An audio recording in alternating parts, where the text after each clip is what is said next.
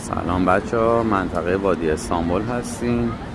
پاساژ وادی استانبول برای کریسمس اومده و یه سری دیزاین ها انجام داده، یه سری غرفه ها هم زده. ببینید چقدر قشنگ و با نمک درست کردم. حالا این غرفه هایی که میبینین اینجا هر کدوم یه چیزی برای فروش یا ارائه دارن دیگه. حالا ما دونه دونه میریم جلو. اینجا یه سری شکلات ها گذاشتن و یه سری کیک برای فروش.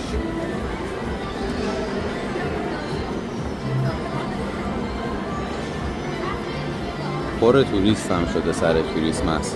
اینجا رو ببینید.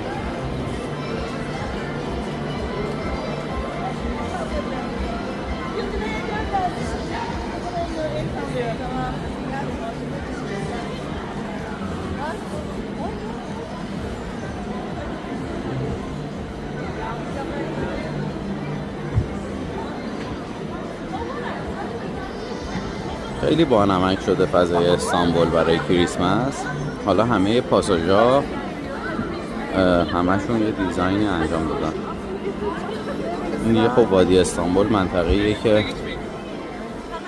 به هر صورت از نظر توریستی جز مناطق معروف حساب میشه، ولی بیشتر افرادی که میان ساکنین ایرانی یا خارجی یا ترکایی هستن که توی این منطقه زندگی میکنن.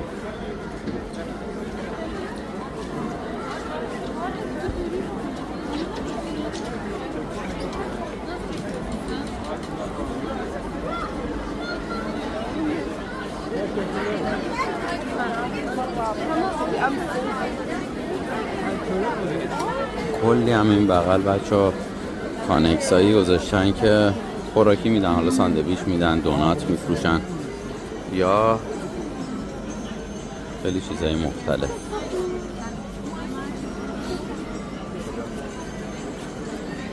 ببینین مثلا اینجا هم کیک و اینا میفروشه.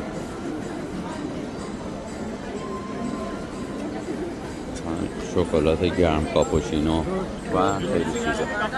اینور لوازم تحریر میفروشه، اینور لیوان میفروشه. اینجا هم دوباره شکلات گرم میفروشه.